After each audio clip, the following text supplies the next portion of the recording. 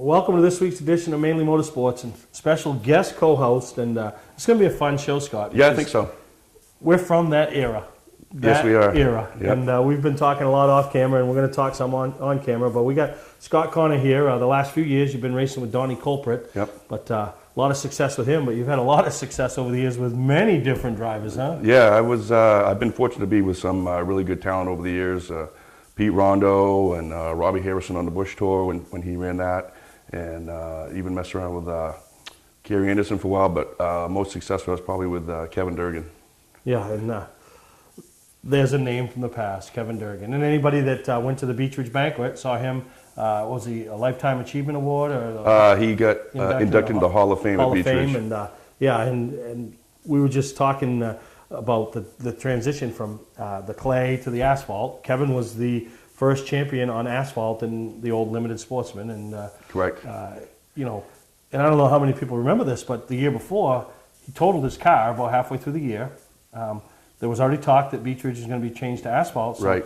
He spent this next half of the year just building a car at Lee, at Oxford, at tracks that were already running asphalt, right, to be prepared. And when he rolled in '86, he was prepared. He was light years ahead of the competition on racing on asphalt, and it showed the first few weeks. And by the time everybody decided to try to catch up, he was gone, and made him the inaugural champion in that Limited Sportsman division. Absolutely, he did his homework, and at the Beech Ridge Banquet, he talked about how he had soft springs in the car, or everybody thought they were soft. To these standards, they're not soft at all anymore. But and he said he still has the part number, and he still won't tell anybody what it is.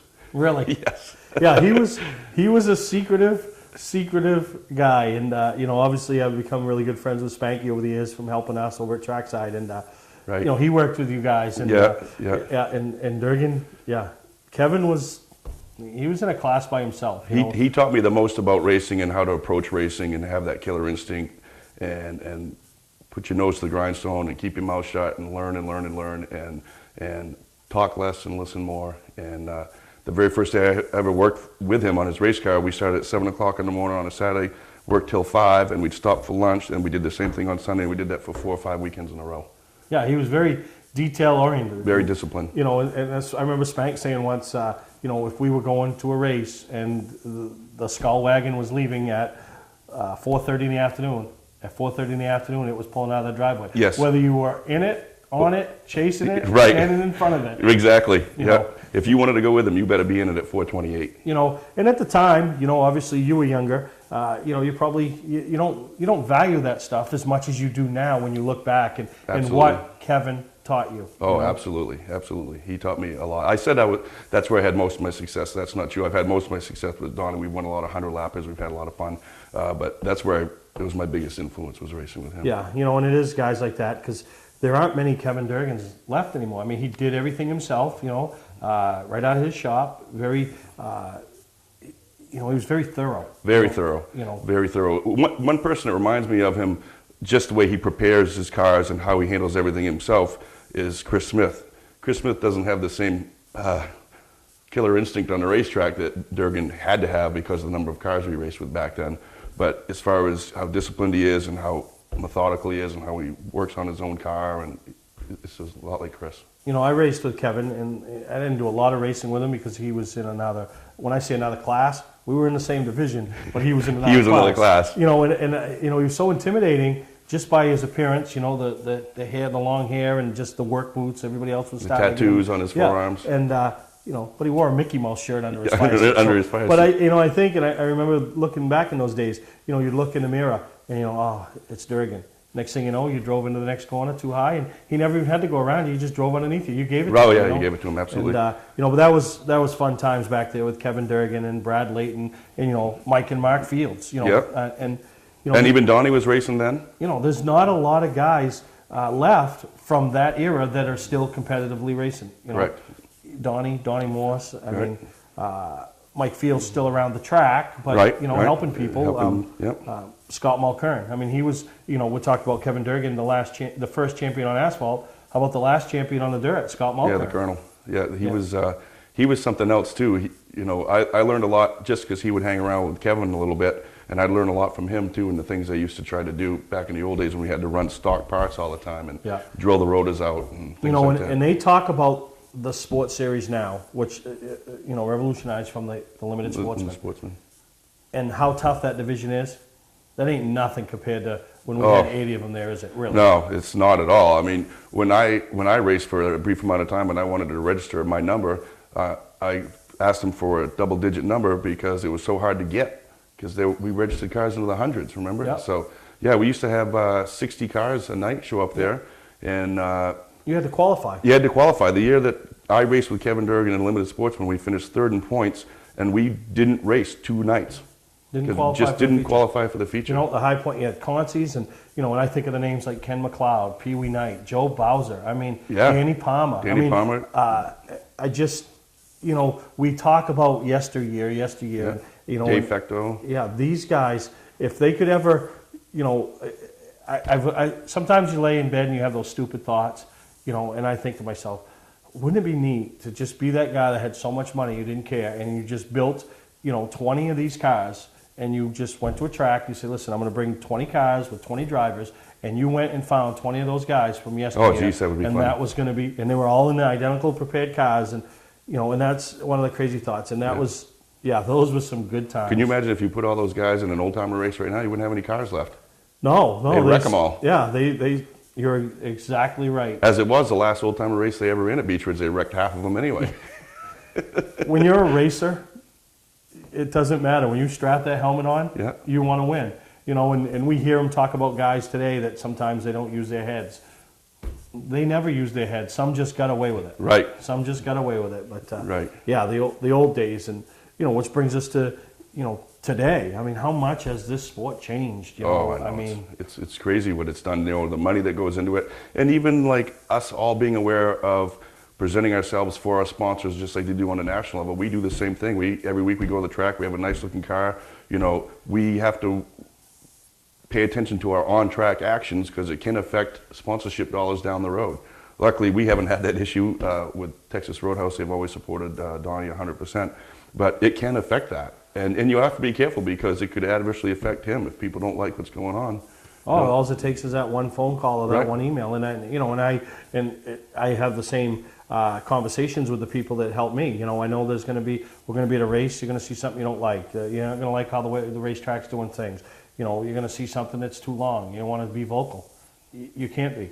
Right. If I do and I screw it up, and all of a sudden I can't go to a racetrack anymore and we're not welcome, then it's on my shoulders. But I don't need to lose those capabilities because of somebody else. And same thing with, if Donnie Culprit wants to screw up, that's Donnie Culprit's deal. But he doesn't want to lose a sponsor because one of his crew guys, Right, but it has changed so much over the years. At the same time, you get a guy like Mike Rowe who races just like he did the very first day he ever raced. Yeah, oh yeah. No, you're right. And I think that's how come he can get away with it, because the very first day he ever raced was about 50 years ago. Right. You come into the sport today with that hard-nosed toughness, aggression that a Mike Rowe has, and you see it at the cup level. Look with Keselowski, look in Kyle Busch, these young guys, they got to show us respect first, and then they earn the respect, and then Keselowski loses a little again, but he'll get it back. Right. But you talk about Mike and his aggressiveness and his passion for it, but I'll tell you, and you'll agree with me, there's probably not many drivers out there like Mike Rowe that does as much off the track for the sport as they do on the track. Right. I mean, the Northeast Motorsports Expo, Mike will be there mingling around a couple days, walking walking around, hands. meeting people, talking to people, Yeah. And that's what it's all about, giving back, because this sport has been great to guys like him, Scott Mulkern, Donnie Culprit, I'm sure every one of them would like to take all the money they spent and put in a pile, and then they'd say, "Oh, geez, yeah." Yeah. Donnie, and like you talk about giving back, he really enjoys the autograph sessions. Norma always buys a whole bunch of candy and pictures, and they really put a lot of effort into that. And the sponsors give us stuff to give out, and he comes back every night with an empty car. Nothing stays. So. Well, and the sponsors see that. And I've told every kid that'll ever ask me for sponsorship, guidance, anything you can do. When you go to a sponsor, and this is just my opinion, if you win races, to me, that's a bonus. That's a bonus. Right. You put that car in victory lane, that's a bonus. It's all the other stuff, the participating in, whether it's the off-season shows, the parades, the grand openings, the being at a sponsor, the autograph sessions, the happy half hours when you don't have to. Right. Those are the things that, in my opinion, are huge, huge, huge. It'll keep that sponsor coming back. Right, right. And we try to do that as much as we can. We haven't done too much in the last couple of years, but when we had the Sports Series car, whenever the track asked us to be involved, we did. And we went to the Reynolds shows, and we went out to the Sea Dogs game and things like that. But, we might start doing some more of that this year. Yeah, no, it's good. Well, I'm really glad that you're here today. I mean, geez, it just took me back 30 years. Right. Which, that's weird when you say 30 years, but it seems like yesterday. Just like that. Just like that. Yeah. But we're going to take a break. We come back. We're going to start talking about the Northeast Motorsports Expo and something Scott's very heavily involved in, and that's the auction that was such a great time last year. Yes, yes. And I missed it, and I wish I'd gone there and spent the money, because instead I bought a brand new motorcycle that day. So. Oh, really? Hey, you can give somebody a check this year to buy some. Yeah, I'm going to give them some money this year. All right, we'll take a break. We'll be right back with Scott Connor. Thank you. You don't have to wait until the end of camping season to get your best price. Hi, I'm Scott from Scott's Recreation. We're starting our end of season sale now. This is our biggest selection ever. Fifth wheels with savings up to $20,000. Big selection of toy haulers starting at only $19,999. 2015 Trail Runner bunkhouses with super slides and island kitchens for only $199 per month. Motorhomes, truck campers, and more. Financing available. Trades welcome. Scott's Recreation, Turner and Manchester, Maine.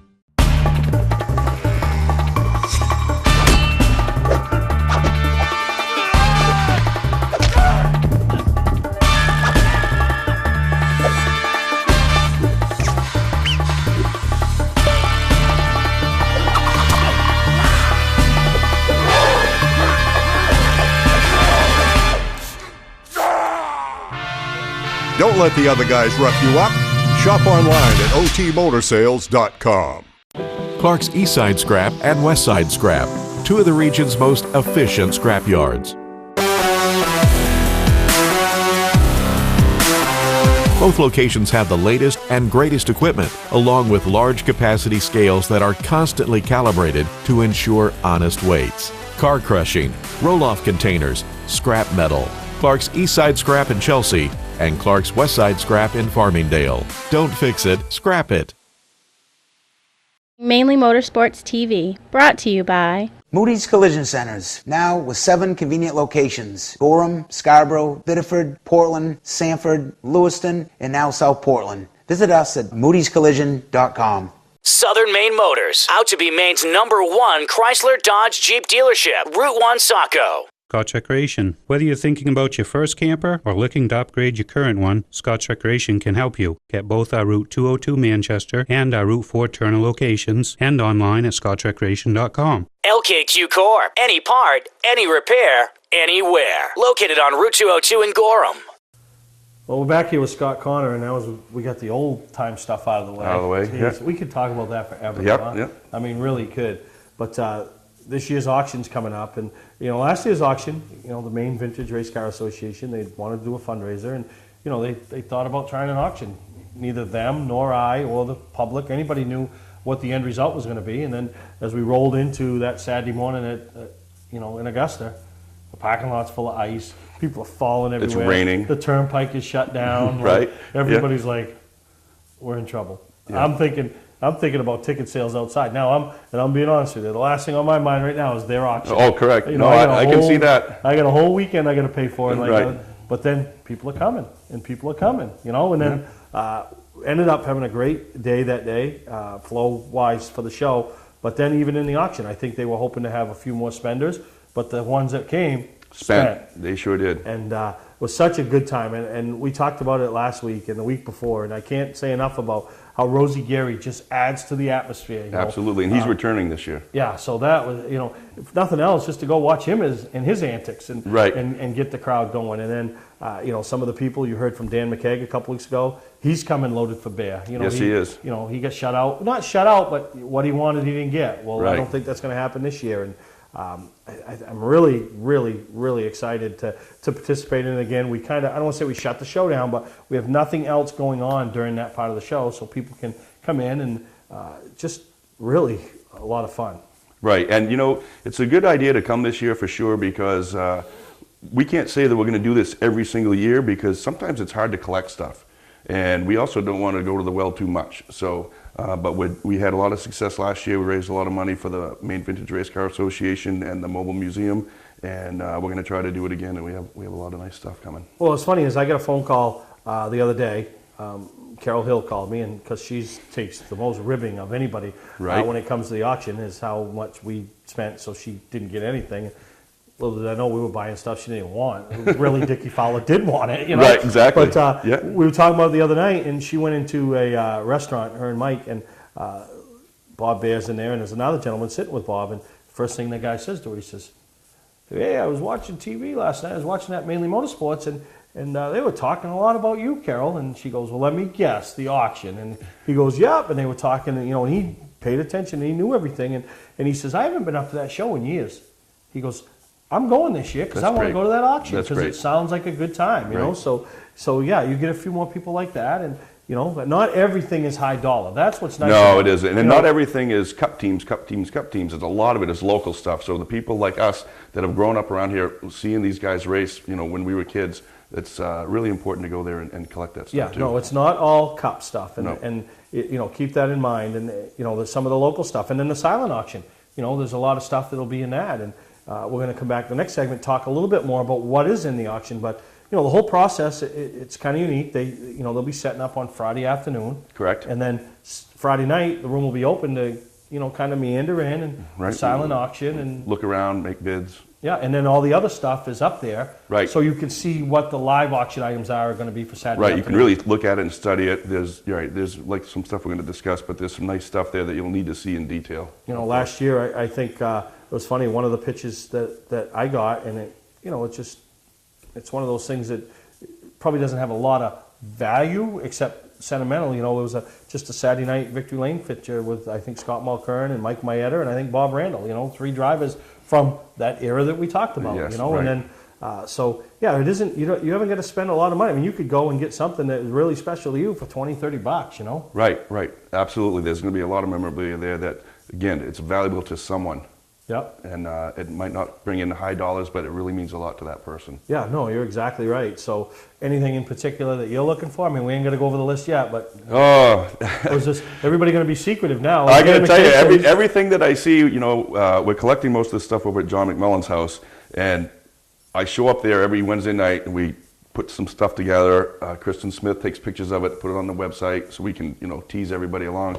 But I keep seeing stuff saying, "I don't even want to sell it. I just want to give you money for it right now. Yeah. I'll buy it right now." So yeah, there's a couple of things I have my eye on there. Yeah, no, that's cool. But you know, the whole process, you know, like you said, Friday night you can walk through, you can put your silent auction bid in.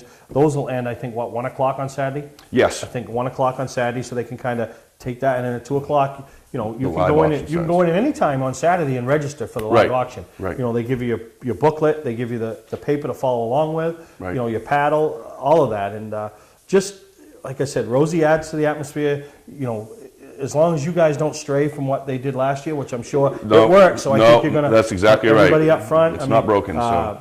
The only advice I could give you is, you know, maybe a little bit better looking display girls instead of your main vintage board members and all that. But that's fine. We're not there to look at the display. We're there to buy the product. But no, really, really fun. And you know, I look forward to the whole weekend. I love seeing people come to the show. I love catching up with old friends that I only see at the show. I love all of it. But that is definitely one of the highlights. And the show is exciting because we've all had enough holidays by then in winter, and we're all excited to go back racing. So to go through there and smell the fresh vinyl and paint and see all the cars and see people you haven't seen in months, it's nice. Yeah, and you talked about some of the items, and we're going to show some of the items here, and we talk about them in the next segment. But you can go to our website, northeastmotorsportsexpo.net, and you have a flyer on that line. You can click on, you can go anywhere you want, all the information, and then you can go to your website to see some of the items. Yeah, on the Maine Vintage Race Car Association website and Facebook page, we've been putting stuff up on there. Yeah, so it's really, I want you there all 3 days. You need to go to the show all 3 days. But if you can only go one day, Saturday is the day with so much going on between the auction, the pit crew challenges, the Meteor Ladies and Tracks and Tour competition of the pit crew challenge, the seminars, just so much going on. So we're going to take a break. We come back. We're going to let Scott tell us some of the items and some of the what could be big ticket items that are going to be in the auction. Not sure what brand tire to buy? Town Fair Tire has them all. Michelin, Goodyear, Firestone, Bridgestone, Pirelli, Toyo, Yokohama, Hankook, and more. No matter what size or brand, Town Fair Tire beats all the competition, even online prices. We'll also do a free front wheel alignment with any tire purchase. Name brand tires, the lowest prices, free alignment. Nobody beats Town Fair Tire. Nobody. Name brands at discount prices. Town Fair Tire. Welcome to Mainely Motorsports. To order copies of a show, send a check or money order for $15, shipping and handling included, to Mainely Motorsports, 326 Roosevelt Trail, Windham, Maine, 04062. And please add a description of the show. Hi, I'm Johnny Wolf. And I'm Dan Wolf. We've been selling and servicing vehicles on Route 25 in Gorham since 1972. Wolf Auto Service offers state inspections, tires, brakes, and suspension. 21st Century Motors has a great selection of cars and trucks starting at $29.99. With no mortgage and low overhead, we sell and service at guaranteed lowest prices. We're just 6 miles west of Turnpike, exit 47 on Route 25 in Gorham. Online at 21stcenturymaine.com. Today's vehicles are equipped with complex safety features such as anti-lock brakes, seatbelt restraints, and airbag systems. Even collision avoidance systems. Not available in all models. Hi, I'm Sean Moody from Moody's Collision Centers. We don't wish bad luck on anyone, but even with today's technology, we need to keep our eyes on the road and our hands on the wheel. Moody's Collision Centers, now with 9 locations in Maine.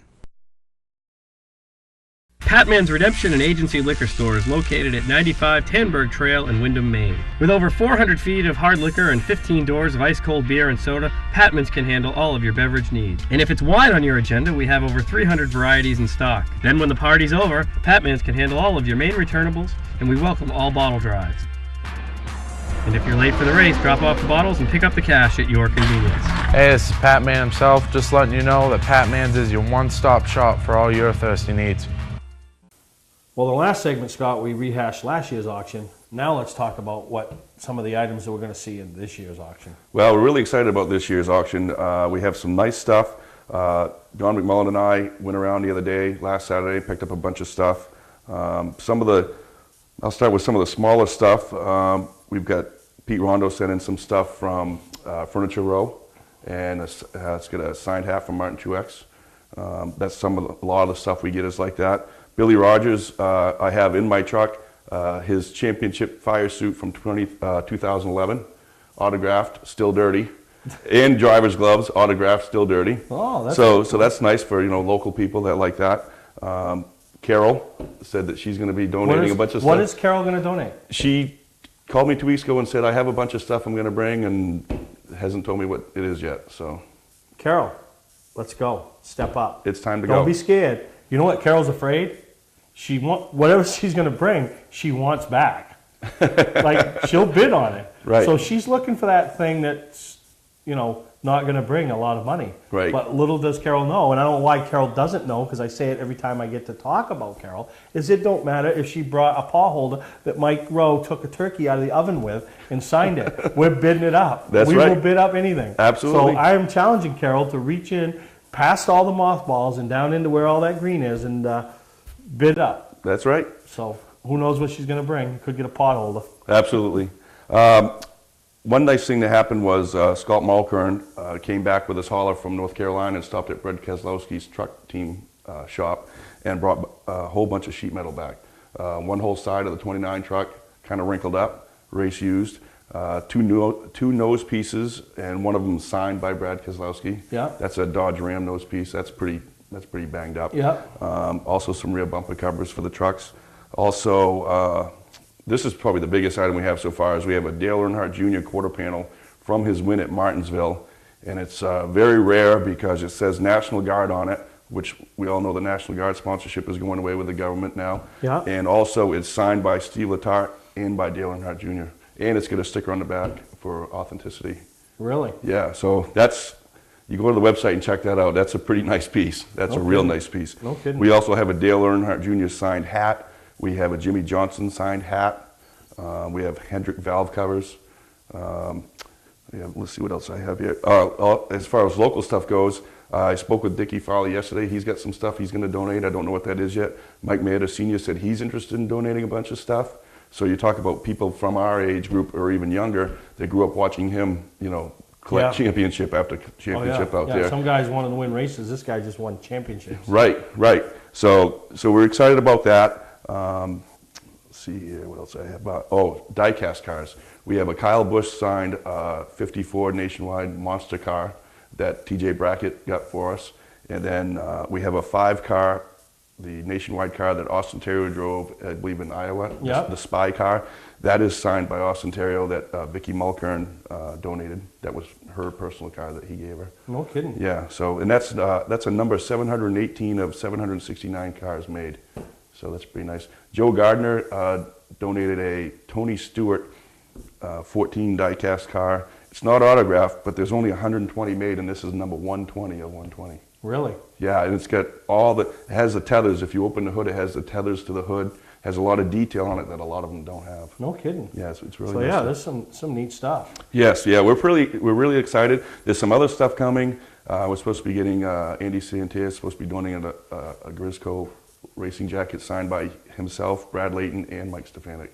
Wow. Yeah, that's some drivers right there. I talked to Kristen last week, and Archie St. Lair owns Go Green Racing. He donated, I think it was for the September race, a pair of hot passes. So it gives you all access to the pit area, into the garage when they're practicing, pit road, during the race, everything. Pre-race, so. I've had a hot pass before. Yeah. That's you can't get better than that. Hot pass is the real deal. So Archie's putting that together, and stuff coming in every day. Right. And also, I want to thank Danny Bubar because he donated his trailer to haul everything up there to get set up on Friday and Saturday, and obviously you for having us on here and being able to talk about this. We're trying to do our part. Matter of fact, because of me and Dan on there a couple weeks ago, and we've really been trying to push this because I believe in everything that the Maine Vintage organization does with Summerfest and the off-season shows and keeping the history alive.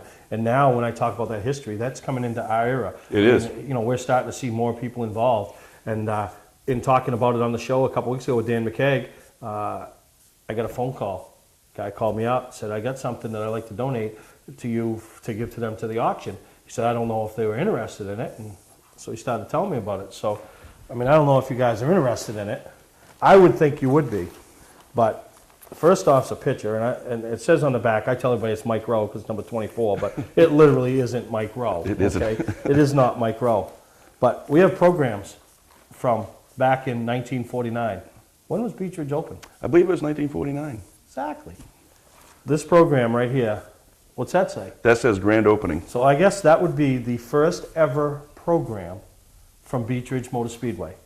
So these have been donated. Jim McConnell's Beech Ridge Motor Speedway, or Beech Ridge Speedway, presents stock car racing. That's awesome. This whole package has been donated. You guys do with what you got to do, see how you got to see it, and but it's been donated to the auction. So a historian. Thank you very much. Somebody that wants to buy that and donate it to the mobile museum, or a track owner of Beech Ridge, I would think, or a former track owner would love to have that in their collection. Absolutely. That's great. Thank you very much. Yeah, the thing is, I don't know what you could put on for value of that.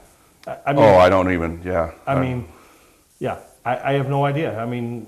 There's probably not a lot of them around. To some people, that's priceless right there. Yeah, there's some writing in them, and you'll see. And obviously, it's probably not going to be something that you need people opening up as they're going through. Oh, no, right. But, you'll see what it is. It's the grand opening, and, it's, So I want to thank a friend of mine, Randy Harmon, watching the show, and heard about it. Not that he wouldn't have heard about it, but the show got him thinking about it. Oh, absolutely. It's great. Reached out. So I'm glad we've been able to help out and do our part because other than spending some money there that Saturday afternoon, I want to do other stuff. And, Right. So, so there's something else to the collection. Awesome. That's great. We appreciate it. Thank you, Randy.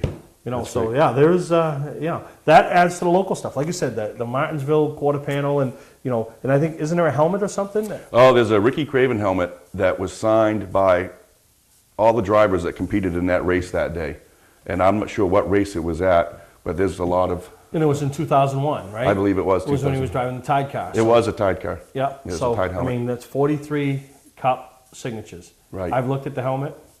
If you can figure out 10 of them, you're better than I am. Yeah, those guys just it's scribble. tough. It's tough. Those guys just scribble. Yeah, you can pretty much tell like Kyle Petty and, geez, who else can you really tell on there? Earnhardt Jr. maybe. It's hard.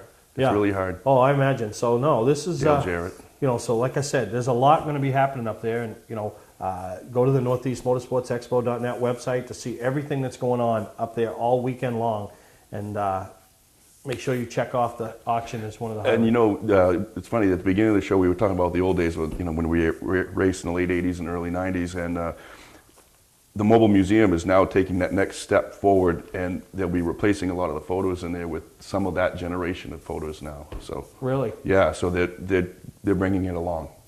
So you'll see a lot of the old limited sportsman pictures in there from Beach Ridge and from like the street stocks and things like that, Oxford, all that. Yeah, you know, every class has had those support divisions, and you know, and some of your and I'll say this, in my opinion, some of your best stock car drivers in the state of Maine have been in those divisions and might never have progressed past those divisions just because of the money and the finances and stuff. Right. Just nobody ever gave them that opportunity. Yep, you know, I agree. And so yeah, there's a lot of history, and you see it now still in the Wildcats and the Strickleys, and you know, in the Pro Series, and you know, I mean the Sports Series, and some classes like that throughout the state, whether it's Wiscasset or Unity or Speedway 95, Oxford or Beach Ridge. Those are your hardcore drivers. Those are the ones. That's the one you want to watch.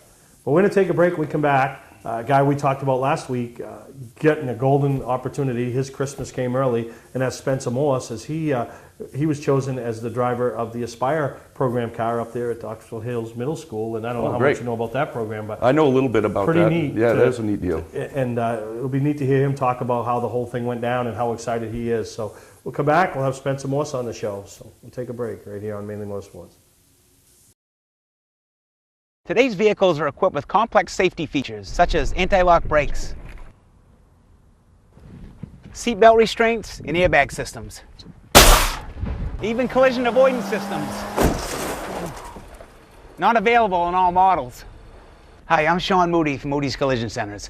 We don't wish bad luck on anyone, but even with today's technology, we need to keep our eyes on the road and our hands on the wheel. Moody's Collision Centers, now with 9 locations in Maine. I did not grow up in the car business. I started as a technician in a small garage, and now lucky enough to own my own dealership. I think buying a new car should be hassle-free with pricing up front. We like to negotiate with everyone the same way. Our goal is for our customers to feel good and make it easy and quick if they so desire. We pay our sales staff to help satisfy your needs, not to collect a traditional commission. Southern Maine Chrysler Dodge Jeep and Maine's only Viper dealer, Route 1, Saco. Award season event is going on now. You don't have to wait until the end of camping season to get your best price. Hi, I'm Scott from Scotch Recreation. We're starting our end of season sale now. This is our biggest selection ever. Fifth wheels with savings up to $20,000. Big selection of toy haulers starting at only $19,999. 2015 Trail Runner bunkhouses with super slides and island kitchens for only $199 per month. Motorhomes, truck campers, and more. Financing available, trades welcome. Scott's Recreation, Turner and Manchester, Maine. For a trusted name in residential and commercial site work in the southern Maine area, call Peter Pettit Excavating.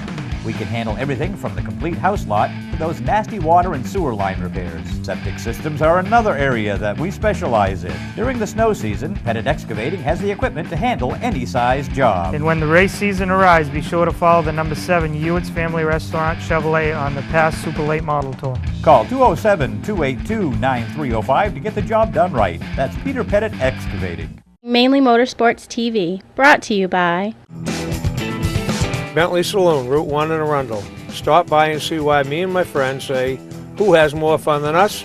We do. Clark's Car Crushing, providing guaranteed honest weights with top dollar being paid. Well, welcome back to Mainly Motorsports, and one of the most excited young man, and would say, you know, this is after Christmas, but your Christmas came really early. Yeah. Really early. You know, the opportunity that's been presented to you with the whole Aspire program, but I want to welcome Spencer Morse to the show. Yeah, it definitely was a dream come true. I really it's a dream of mine to been able to, you know, be in a super late model and have a chance to qualify for the Oxford 250. You know, it's something I've been asking Santa Claus for a long time, and he finally got it done. He finally got it done. But now, Spencer, you come from, we'll touch more on that, but you come from a racing family. Your dad, Richie Morse, was, at first, I think he was a crew member on Kerry Martin's car, right? Am I correct? Yeah, he was a crew member for quite a while, and then he started doing some enduro races, and then... Got the fever? Yeah, he got the fever, and he borrowed a car, a mini stock, or a compact at the time. Went out and finished second his first race, and after that... he started going good, won a couple of championships. Yeah, he was hooked. I mean, familiar number 34 up there at Oxford Plains Speedway, ran the Pass Tour with, the mod in the Pass Tour, won some races. So the name Morse is synonymous with racing up there at Oxford Plains Speedway. Yeah, and my grandfather raced up there in the Charger division back in the day, and I think he owned a car before he could even get into the pits. He was like 17 years old, and he owned a car up there. Yeah. So there's been somebody at the racetrack with the last name Morse since 1960, something like that. So wow. So yeah, it's just continuing on that tradition, and that's unique because obviously other names that come to play up there. Obviously, you mentioned the Charger division. You had Charlie Martin, and then Kerry, follows in the footsteps. Right, exactly. Obviously, the Rose. I mean, the brackets. I mean, there's so many families that the tradition continues in up there, especially and. For you to be able to give him the opportunity, you're going to be the first Morse to compete at the super late model level. Yeah, we've never been in the premier division, and it's really exciting. There's not very many times when my dad had a very good career in racing. In the support levels, but it's not very often I can do something that my dad hasn't accomplished, and this is finally something that he never got the opportunity to do, and I'm psyched. And your dad, knowing him like I do. He's got to be so excited for you. He's not that dad that's sitting back going, "Why not? Why didn't I get that chance?" I mean, he's got to be pumped right up. Him and your mom, I think he's been more excited for what has been going on in my racing career than he was towards the end of his racing career. He still has the urge to get behind the wheel every once in a while, and he'll probably be in my street stock a couple of times. We're gonna hold on to that, but he's excited. He's going head first into this, and when it was finalized, I think he was as pumped up as maybe even more than I was, and I'm still ecstatic. So. No, that's awesome. Now I want to talk about your racing career. I mean, you're a young man. How old are you? Yeah, 21 years old. 21. So you don't have a lot of years behind the wheel, but this past year especially, you put yourself in position to challenge for a championship, and that's all any driver can hope for when they show up opening day is to roll in that gate the last night of the season with a chance at the championship. And yeah, we definitely had a great year last year. It towards the end we had some bad luck, and it's just one of those things. Sometimes it's meant to be, and sometimes it isn't. And last year, unfortunately, it wasn't quite meant to be for us. But we had so much fun. And in the beginning of the year, we rattled off, I don't know, and to the week after the 250, we'd only had 2 finishes outside of the top 5. So that is, that's crazy. In an entry level, not really entry level, because the street stocks and Wildcats now at these tracks aren't entry level race cars no more. No, there's some adjustability. You got some great drivers. You got guys like Kurt Hewins that has raced in every level up there. So now you're competing against him. So these aren't beginner racers. Absolutely. I mean, you had Corey Morgan who finished second or third in a 250 a couple of years ago. Yeah. And he's racing in the street stock. So it's a good group of guys, and it was the second highest division at the racetrack, and so to be able to compete for a championship was an honor. It kind of stinks that we didn't get it done. But I think I would trade this opportunity for a championship every time. Oh, yeah, no, exactly. And you mentioned not getting it done. And, I know towards the end of the year, and I wasn't there, but, I know there was things going on with you and another competitor. And, people, the problem with those situations, the people on the outside are the ones that flare it up even more.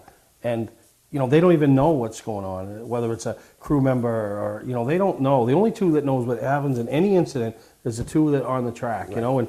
And me and Greg talked about on last week's show about that situation.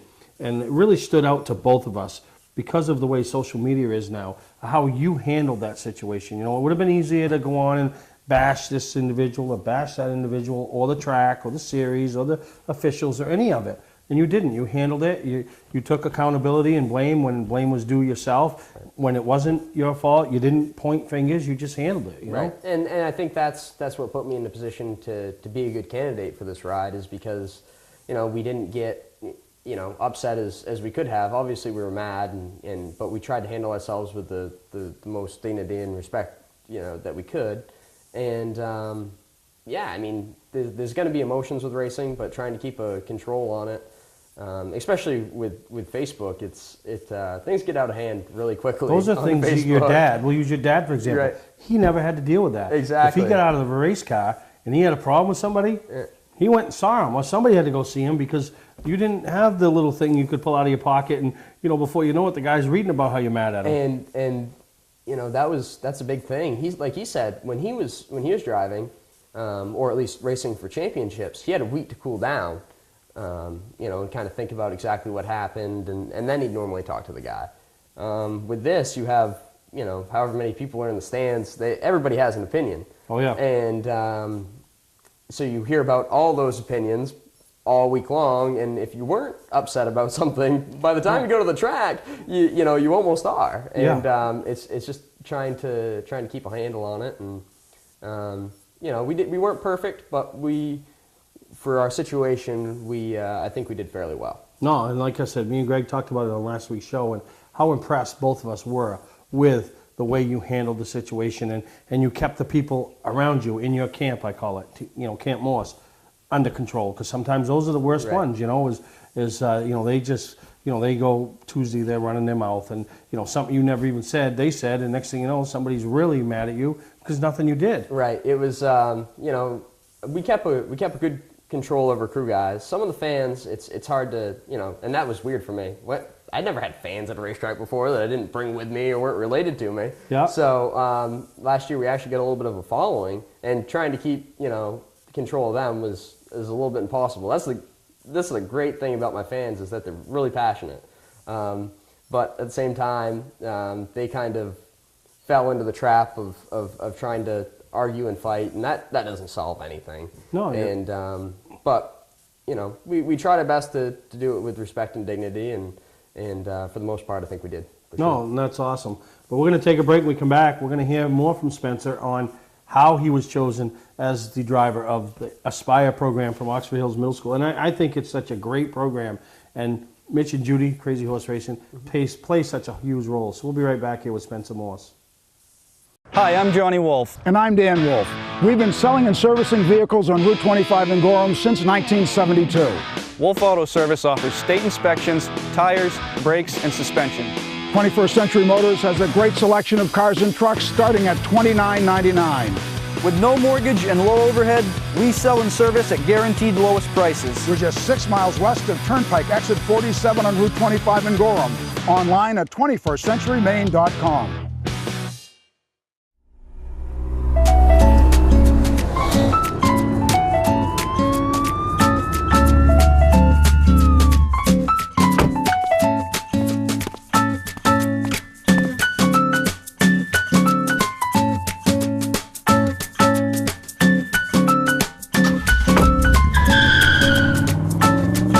We've got the car you've been looking for at OT Motor Sales. Shop online at otmotorsales.com. Not sure what brand tire to buy? Town Fair Tire has them all. Michelin, Goodyear, Firestone, Bridgestone, Pirelli, Toyo, Yokohama, Hankook, and more. No matter what size or brand, Town Fair Tire beats all the competition, even online prices. We'll also do a free front wheel alignment with any tire purchase. Name brand tires, the lowest prices, free alignment. Nobody beats Town Fair Tire. Nobody. Name brands at discount prices. Town Fair Tire.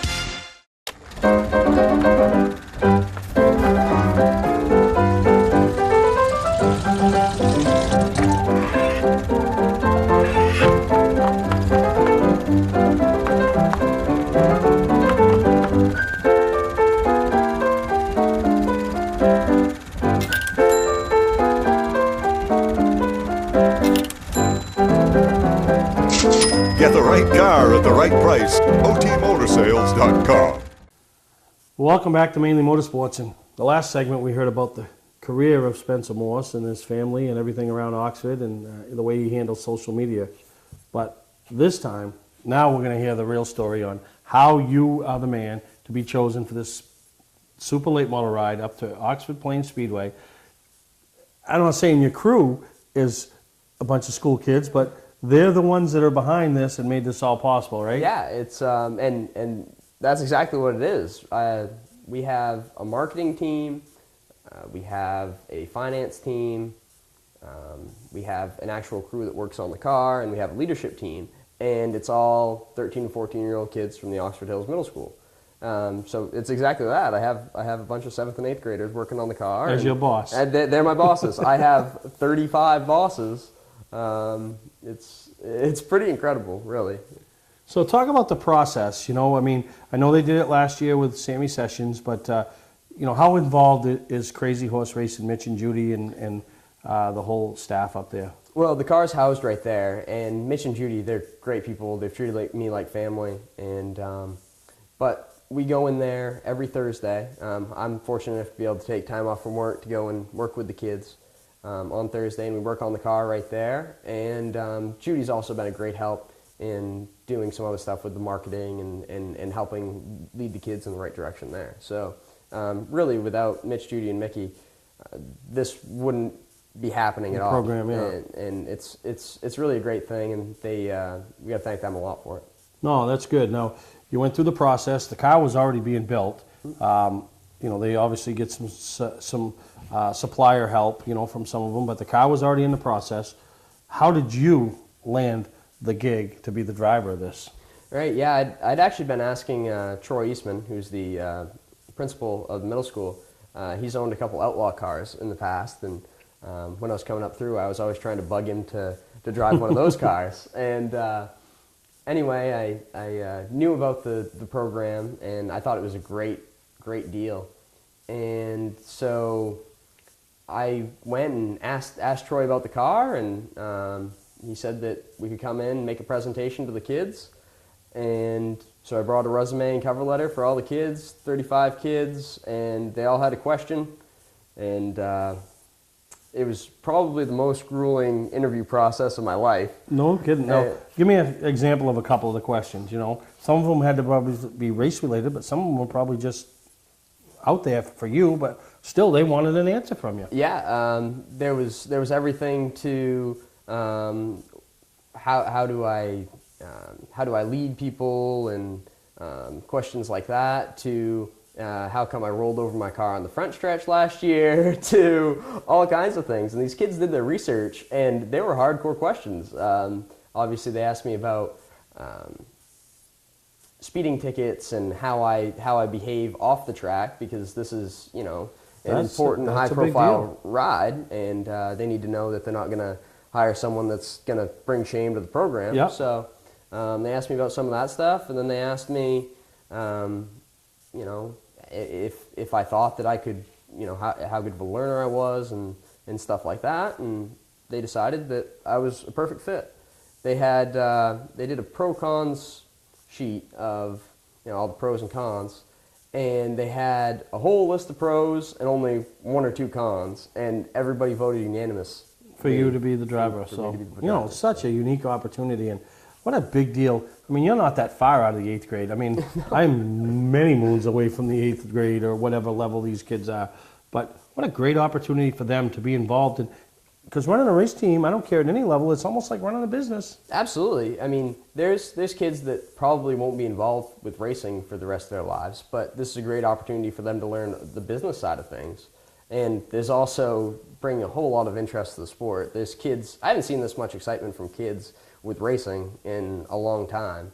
And we talked about earlier how, all these great drivers or great upcoming drivers are all, their families have been in it for forever.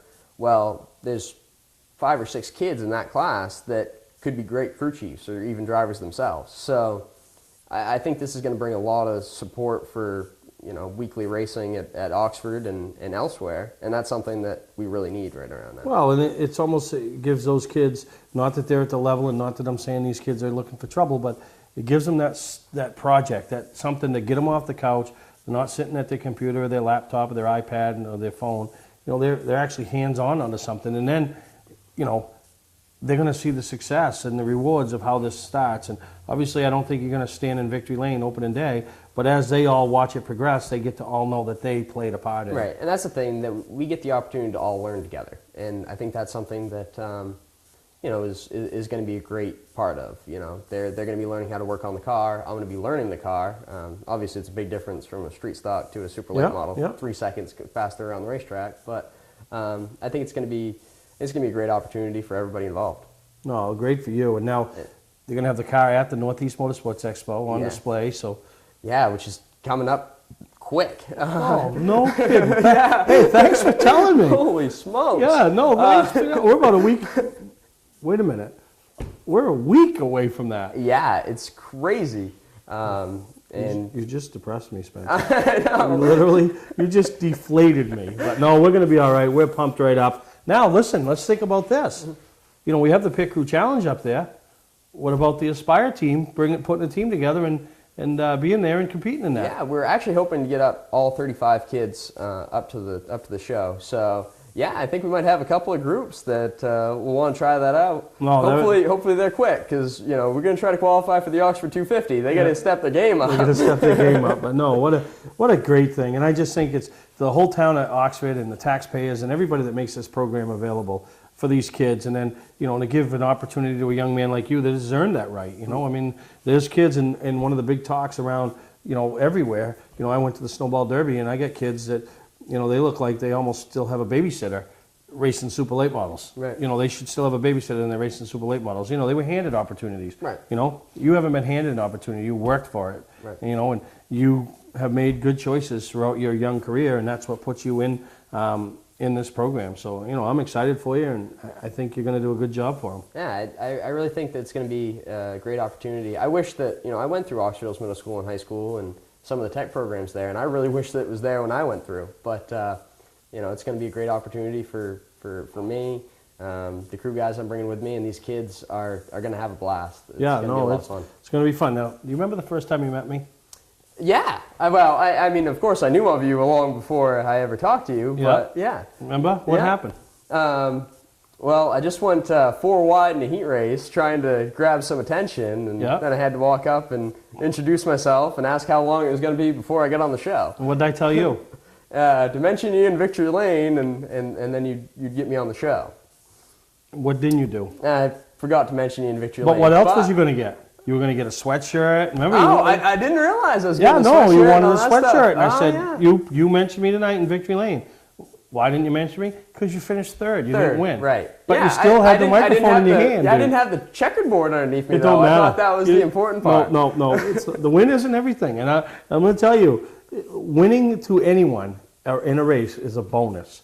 Winning is a bonus. It's all the other stuff that goes along with it. So I'll get you a sweatshirt just being accountable, admitting your flaw. All right? Yeah, I'll get you a sweatshirt, and you'll have it for the Augusta show. But awesome. Really, Spencer, I appreciate you coming on and talking a little bit more about the program. And everybody that travels up to the Northeast Motorsports Expo, make sure you stop over to the Crazy Horse display and see Spencer, meet these kids. Ask the kids questions. They asked him all the questions. Now you guys go ask the kids questions.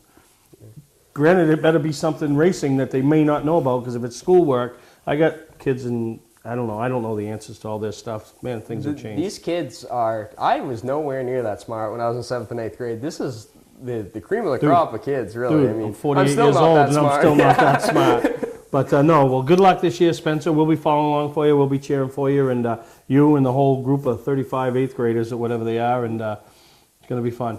Sure is. Thank All right, we'll take a break. We'll be right back here on Mainly Motorsports. Today's vehicles are equipped with complex safety features such as anti-lock brakes,